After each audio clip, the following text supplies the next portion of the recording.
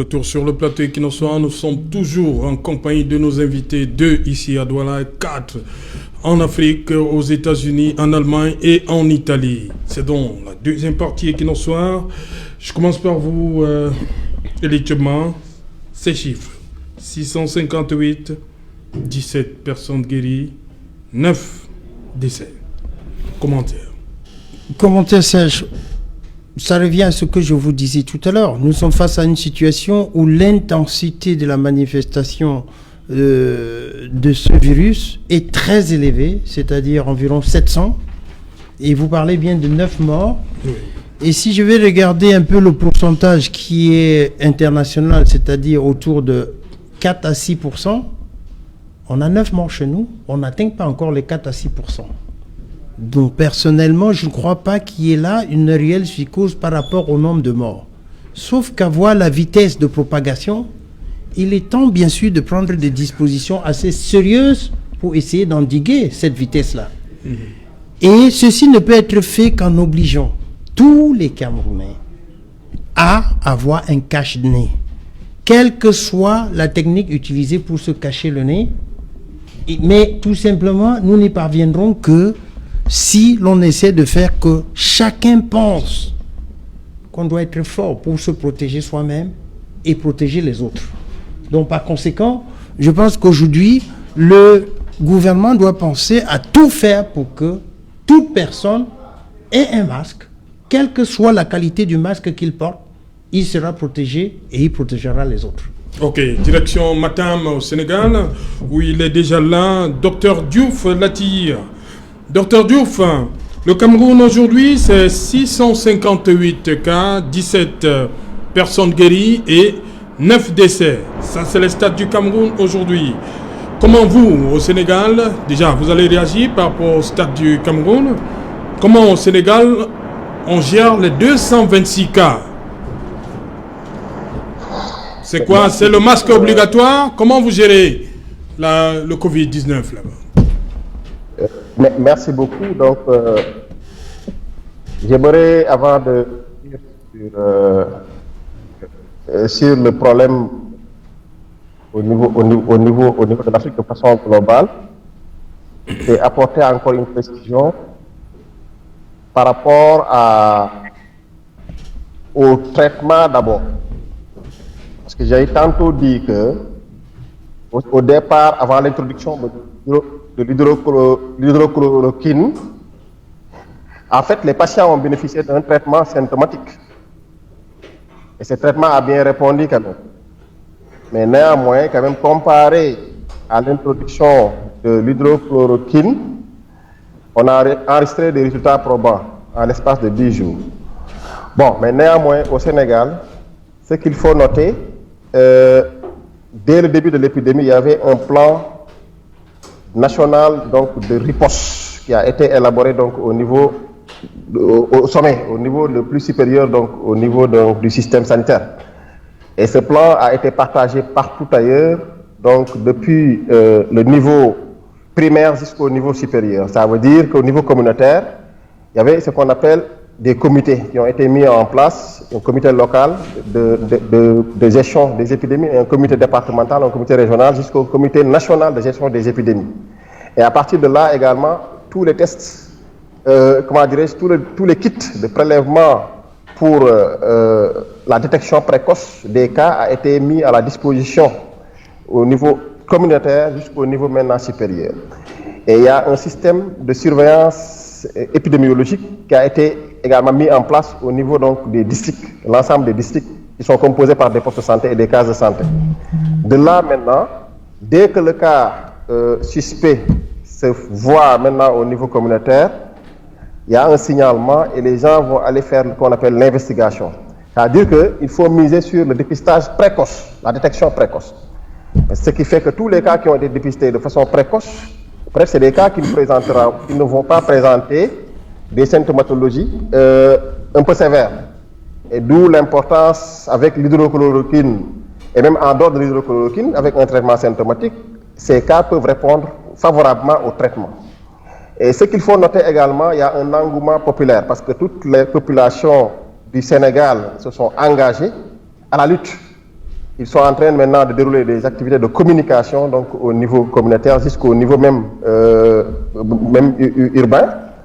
Et ces activités vont vers, c'est vrai que de la détection vers la prévention primaire, c'est-à-dire les mesures de prévention. Et ces mesures maintenant, c'est surtout le lavage des mains, donc qui est instauré partout. L'utilisation de certains masques, de masques pour certains quand même, c'est-à-dire la protection donc du nez, mais également les activités de sensibilisation au niveau communautaire. Les étudiants s'y mettent, les volontaires de la Croix-Rouge s'y mettent également. Ils vont aller au niveau le plus bas pour pouvoir pour pouvoir sensibiliser les populations sur le lavage des mains. Les gens ont commencé maintenant à changer leur façon de faire. Oui. Maintenant, je voulais revenir rapidement avant de continuer sur l'utilisation du vaccin. Je me dis qu'en fait, il ne faut pas qu'on nous divertisse aussi.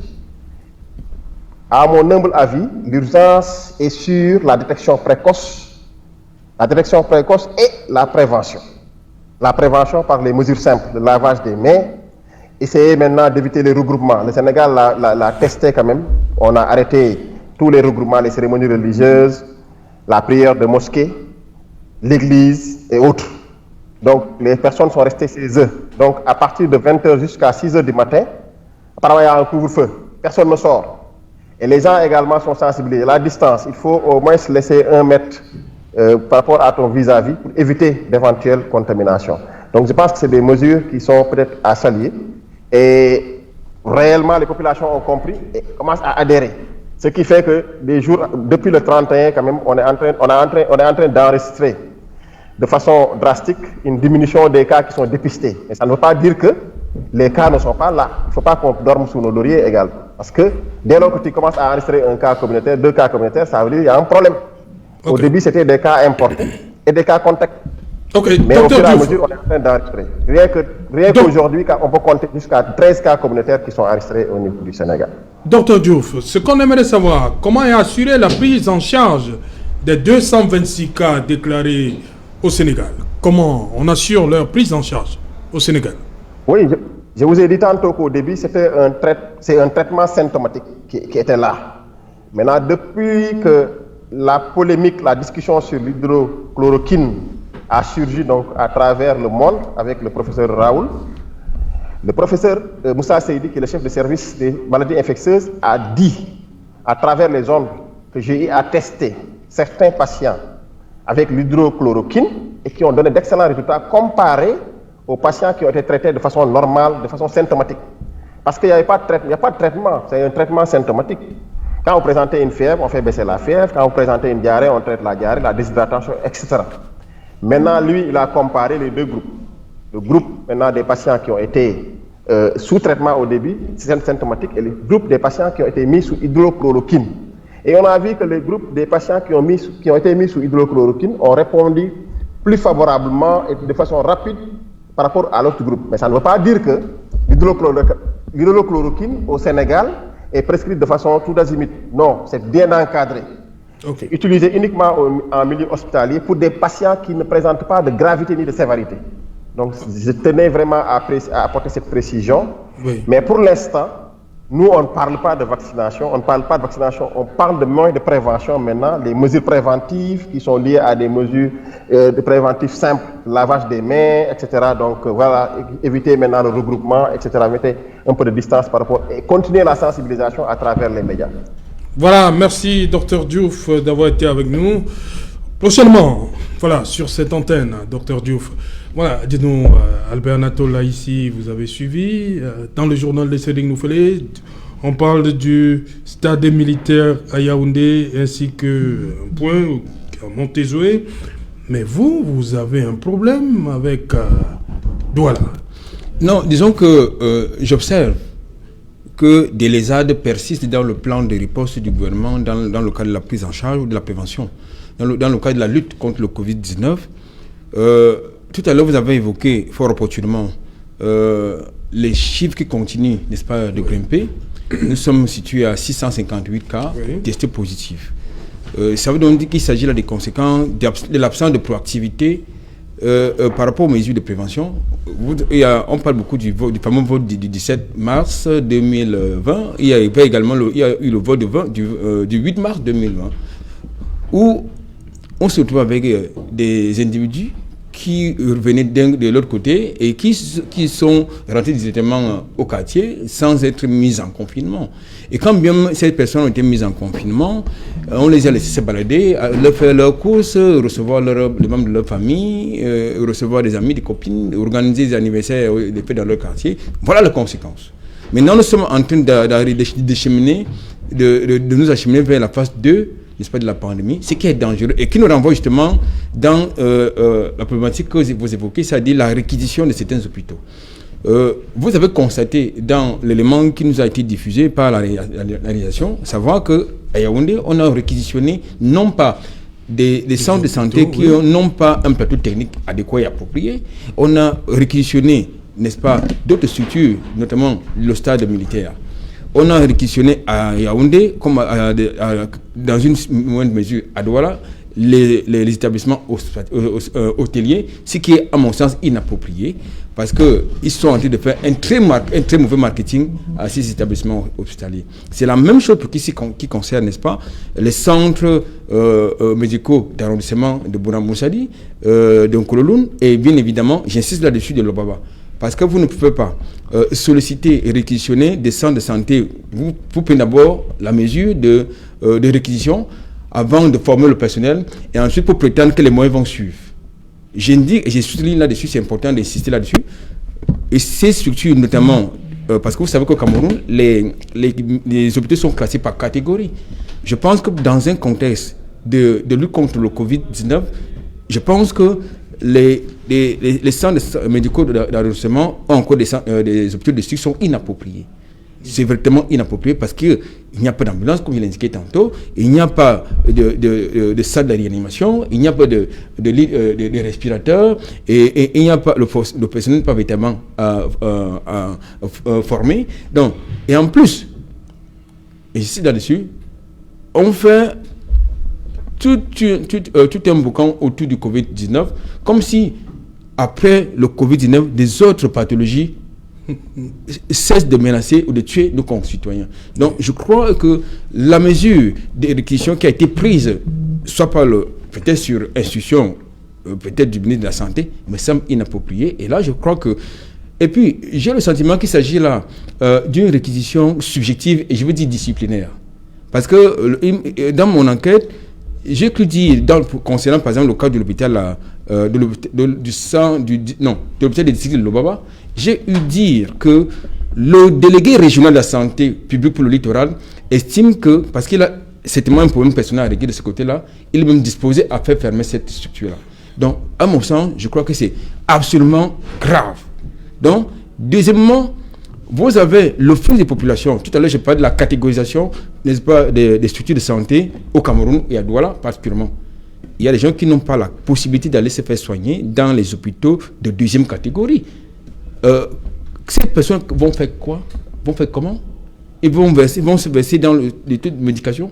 Maintenant, ces malades qui ont été évacués, vous pouvez vérifier. Demain matin, allez à Lobaba, allez au centre médical de Nkololoun, c'est pas très loin d'ici. Allez au centre médical de Bouna-Moussadi, c'est pas non plus très loin d'ici. Allez vérifier cette information-là. Et vous allez constater que les malades qui étaient internés ont été évacués. Au profit des malades à venir du Covid-19. Donc, je pense, du Covid-19, je pense que c'est... J'ai le sentiment qu'on voudrait... Et puis, ces hôpitaux, ce sont les hôpitaux des pauvres, hein, ça il faut l'indiquer. Donc, j'ai le sentiment donc, que peut-être l'élite gouvernante, en tout cas une certaine élite gouvernante, n'aime pas les pauvres. Surtout, ils n'aiment pas ces pauvres qui tombent malades.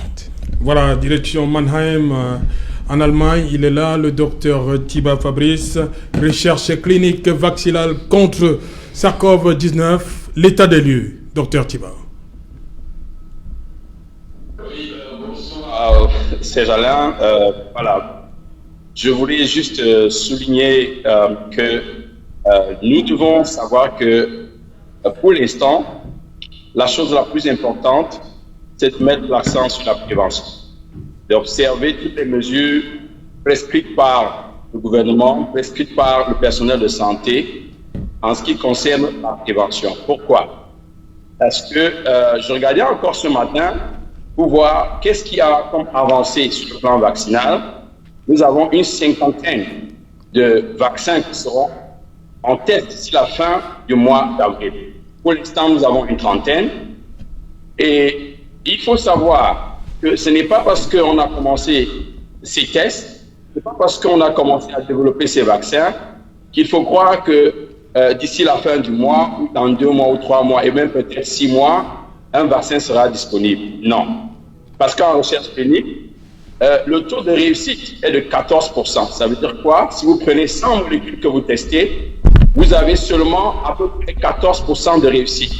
Ce qui veut dire que dans le cas d'espèce, la cinquantaine de vaccins qui seront testés d'ici la fin de ce mois, bref, qui sont en développement et qui vont, n'est-ce pas, subir un long cours parce qu'il faut entre 5 à 7 ans, n'est-ce pas, pour qu'un médicament vienne sur le marché, pour qu'un vaccin soit validé en réalité. Vous voyez donc que pour l'instant, la chose la plus importante, c'est la prévention. Parce qu'il va falloir beaucoup de temps trouver un vaccin, ça c'est la réalité. C'est la recherche clinique qui dicte ces données. Nous avons au maximum 14% de chance pour avoir une molécule qui réussisse sur le plan clinique. Voilà.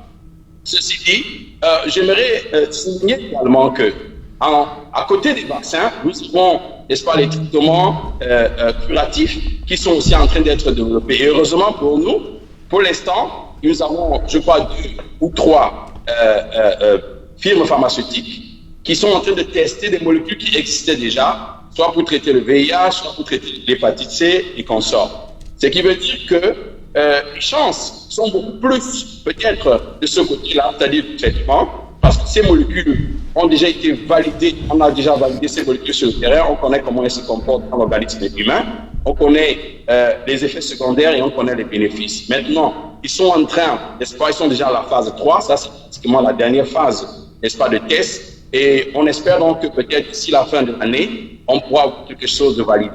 Si d'ici la fin de l'année, quelque chose est validé, ce sera vraiment tout. Parce que, comme je vous l'ai dit, pour une recherche clinique, partant du laboratoire jusqu'à l'ombre, ou bien jusqu'à la validation de la molécule en question, mise sous comprimé, injection pour ce que vous voulez, il faut sain et sain. C'est quoi? Nous devons continuer à lutter sur le plan préventif. Chacun doit respecter les règles de prévention qui sont en train d'être discutées. Le port du masque, se laver les mains, observer les distances sociales, ça c'est très important. Voilà. Maintenant, il y a la question de la chloroquine qui se pose. Voilà, donc nous savons déjà que plusieurs pays ont utilisé la chloroquine, n'est-ce pas, dans certains cas asymptomatiques, pour régler le problème. Donc, comme j'ai dit, en ce qui concerne le vaccin, il va falloir encore attendre. Ok. Docteur Tiba, le mot de la fin, vous avez un mot pour les autorités camerounaises, pour le peuple camerounais? Voilà, mon mot de la fin, c'est quoi? C'est d'abord pour le peuple camerounais, j'aimerais souligner qu'il est important, n'est-ce pas, d'éviter de se lancer dans la pharmacopée traditionnelle n'importe comment, parce que bientôt on va voir des gens qui ont des gastrites, des gens qui ont des problèmes, n'est-ce pas, parce qu'ils ont pris trop de substances naturelles et ils ne connaissent pas le dosage. Donc, il faut prendre avec modération. C'est bien d'en prendre, mais avec modération. Sinon, vous allez vous retrouver à l'hôpital avec d'autres maux. Et les médecins, en ce moment, sont très occupés à s'occuper, n'est-ce pas, des cas sévères du Covid-19. Docteur Tiba, une minute. Donc, vous voulez dire qu'on arrête l'indolé, le gingembre, le citron, tout ça? L'ail qui est à la mode? Non, non, loin de là, je n'ai pas demandé d'arrêter parce que d'ailleurs on en consomme chaque jour dans nos repas, mais dans le cadre d'un traitement préventif ou bien pour booster son système immunitaire, il faut prendre de manière modérée. Sinon, on risque d'avoir des problèmes de gastrite, des diarrhées, et là, il faut sortir de l'argent pour traiter ces diarrhées-là, pour traiter ces problèmes-là. Si on prend un ulcère comme ça en passant, ce n'est pas bon. Donc, je parle de l'ulcère gastrique. Donc, il vaut mieux consommer avec modération. Et surtout, suivre les prescriptions, n'est-ce pas, du ministre de la Santé qui cesse de dire chaque jour observer les distances sociales, laver les mains, port de masque obligatoire. Donc moi je pense que c'est ça qu'il faut observer. Maintenant au gouvernement, moi je dis simplement au gouvernement, continuez de travailler. Ce virus, ce n'est facile pour personne. Cette maladie, ce n'est facile pour aucun État. Tout le monde est en train de réfléchir. Dans tous les États, les gens réfléchissent chaque jour. Et je suis certain que le ministre de la Santé, avec son équipe, ils sont aussi en train de réfléchir. Qu'ils continuent de réfléchir, ils trouvent davantage de solutions pour que nous arrivons à bout de ce virus au Cameroun. Ok, merci Dr Tiba depuis Mannheim, en Allemagne. Élitement, vous avez dit, on veut bien comprendre, vous dites que c'est l'orgueil, cette maladie, c'est l'orgueil. Vous pouvez nous dire davantage? L'orgueil des Occidentaux? Écoutez, Serge Alain, je crois que le Covid-19 est en train de nous donner la leçon du mépris qu'a l'humain envers son semblable. En ce sens que je vous ai dit d'entrée de jeu ici que si les Occidentaux avaient suivi le comportement des Chinois sans se poser de questions, on n'en serait pas là. Et du coup, nous, comme nous avons toujours écouté l'Occident, nous avons copié nos colons. Nous avons fait la même erreur. Mais si j'avais un mot à donner en ce moment, c'est de dire, Serge, qu'en ce moment où notre pays traverse l'une des phases les plus sombres de son histoire, je voudrais rendre hommage à ces médecins qui, face à la mort, nous montrent encore qu'il y a du courage. Parce que toute la psychose qu'on nous fait penser nous donne la peur. Tout le personnel sanitaire, hein? Tout le personnel voilà. Sanitaire. Oui. Parce qu'il nous montre qu'il faut avoir du courage pour continuer à vivre. Parce que sinon, cette psychose risque de nous faire avoir peur. Or, la peur affaiblit. À cet effet, je voudrais tout simplement préciser au gouvernement qui a pris des initiatives, parce que c'est une histoire qui nous tombe dessus, on n'était pas préparé pour, et il faut en être honnête. Je dois tout simplement préciser que, je vous ai parlé tout à l'heure de l'organisation. En situation difficile, nous avons tous l'instinct de solidarité. Mais cette solidarité ne peut être valable que si tout le monde est pris en compte. Et c'est pour ça que je dirais que l'efficacité d'une nation n'est pas égale à la somme des efficacités individuelles. Il est temps que nos dirigeants écoutent tout le monde, quelle que soit la proposition, et que l'humilité nous permette de lutter face à cette viscérale maladie qui vient encore nous tomber dessus après ce cancer de guerre qui nous prend de part et d'autre de toute la nation. Donc j'insiste tout simplement sur le fait que c'est le moment où notre solidarité devrait nous être beaucoup plus utile, parce que nous n'avons pas d'autres moyens, et il ne nous reste plus que cela. C'est-à-dire écouter les autres, être capable d'aller ensemble vers cette pandémie qui nous menace. Ok. Professeur Simon Mettenou, depuis le Maryland. Une question pour sortir. Vous avez suivi dans le journal, le ministre de la Santé, Manawda Malachi, demande aux Camerounais de s'attendre à des jours pas faciles, hein, il faut le dire, mais est-ce qu'on pourrait s'attendre à autant de morts en Afrique comme on le voit en Europe par rapport au Covid-19?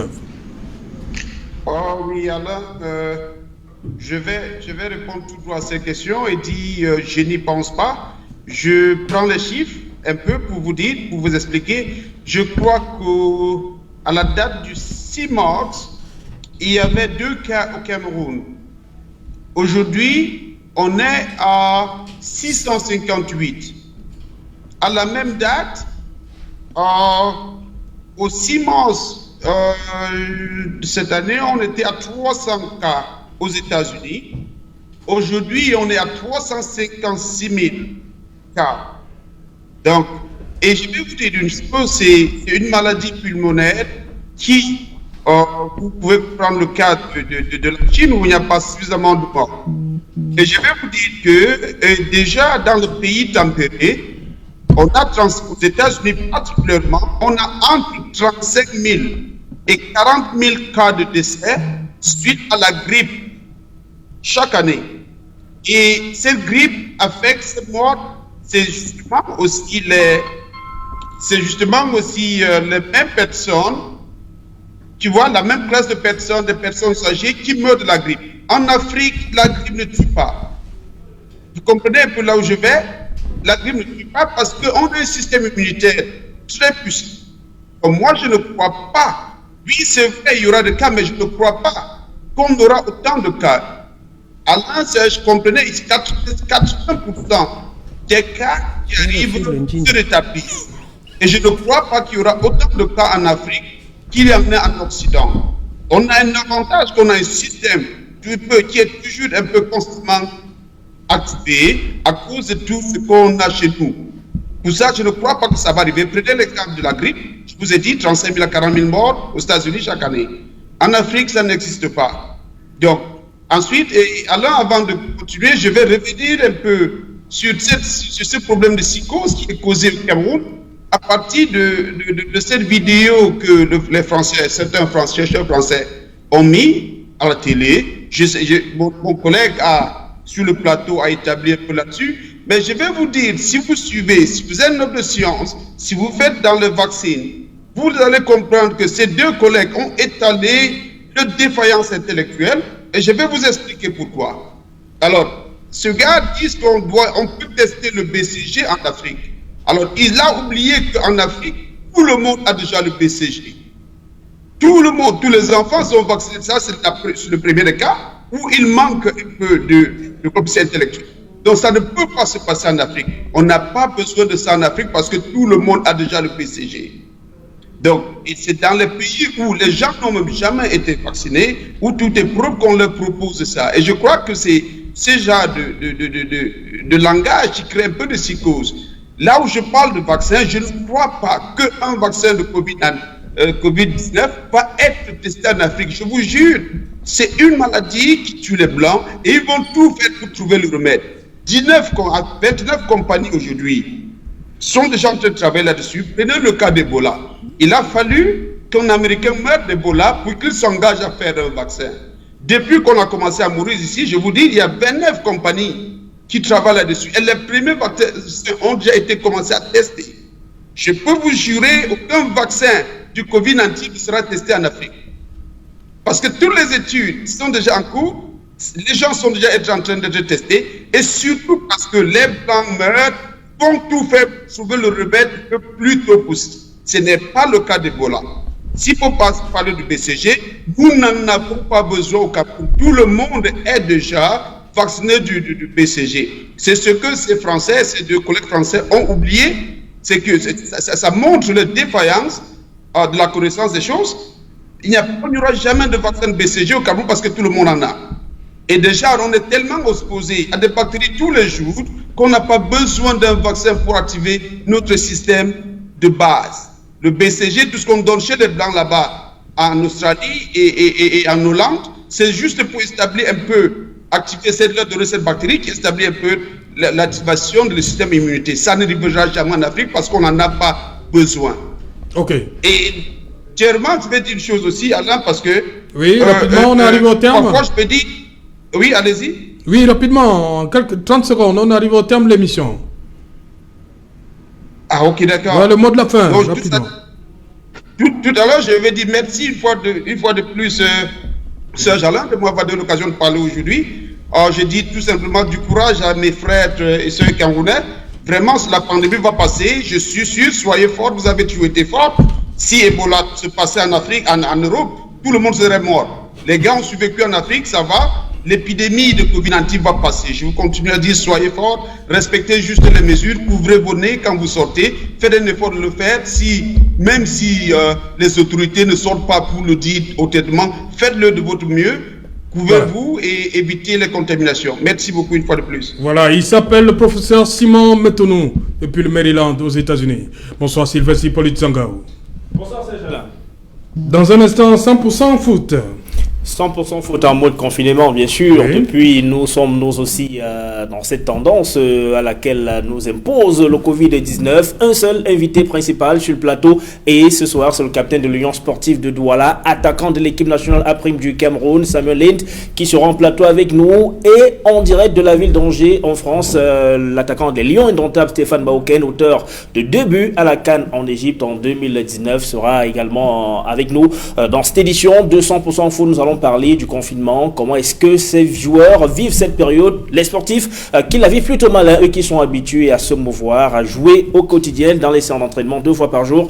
Pour ceux qui sont professionnels avec Samuel Lind, nous parlerons de ce CHAN finalement dont le coup d'envoi devait être donné samedi dernier. Ce sont les Camerounais qui devaient ouvrir le bal contre le Zimbabwe. Il faudra encore attendre que cette pandémie relève désormais du passé pour que la Confédération africaine de football procède à la reprogrammation de cette compétition et des interrogations.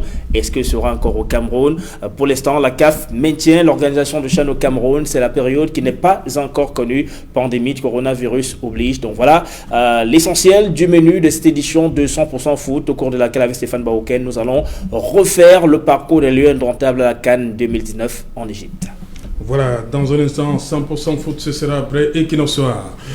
Albert Anatola ici, rapidement pour... Écoutez, rapidement, je voudrais tout simplement demander qu'on nous donne, que les autorités compétentes nous disent quel est le circuit qu'auront pris, n'est-ce pas, les malades qui ont été évacués du côté de Bonamor, c'est-à-dire du côté de Lobaba, du côté du centre médical d'arrondissement, n'est-ce pas, de Kololum. Ceci étant, puisque je n'aurai plus la parole, c'est pour dire quoi? C'est pour dire que, en fait, tout ce qu'il y a lieu de dire aux Camerounais, c'est de respecter les mesures barrières qui ont été prescrites par le gouvernement. Et surtout, tout à l'heure, il faut veiller à ce que les enfants restent à la maison parce qu'ils sont plus vulnérables. Et ensuite, on les voit dans les marchés.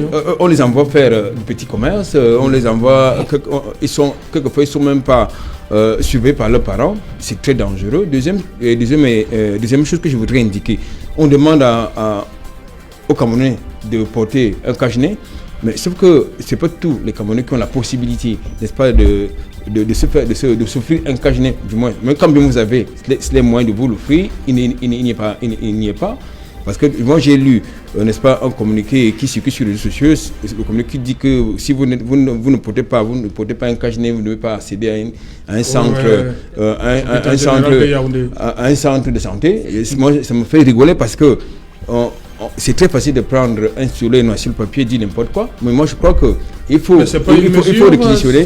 Non, je trouve que, écoutez, vous savez, plus de 60% de la population qui vit en dessous du seuil de pauvreté. Vous n'allez pas demander à quelqu'un qui vit en dessous du seuil de pauvreté de s'acheter chaque jour un cache-nez alors qu'il a faim. Donc je pense qu'il va falloir... Si vous permettez, est-ce qu'il peut utiliser un fouloir pour se cacher le nez? Je sais pas. Maintenant, même d'abord, il y a un débat. Parce que est-ce que ce fouloir va véritablement le protéger? Parce qu'il y a aussi un débat là-dessus. Protégez-vous d'abord. Voilà. C'est l'essentiel. Quel que soit ce qu'on peut utiliser, protégeons-nous. Mais il faut que la protection soit adéquate, qu'elle soit appropriée. Face à la mort, sauvons-nous d'abord et on verra les conséquences après. Voilà. Merci Elie Tcheban. Merci Albert Anatola ici. Merci au professeur Simon Metounou. Merci au docteur Fabrice Tiba. Merci au docteur Diouf Latir. Merci au docteur Yomo Ngamo depuis Bari en Italie. Merci à vous, madame, monsieur, de nous avoir suivis une fois de plus. Rendez-vous demain lorsqu'il sera 19h pour un autre numéro Equinox Soir. Bonsoir. Yaoundé.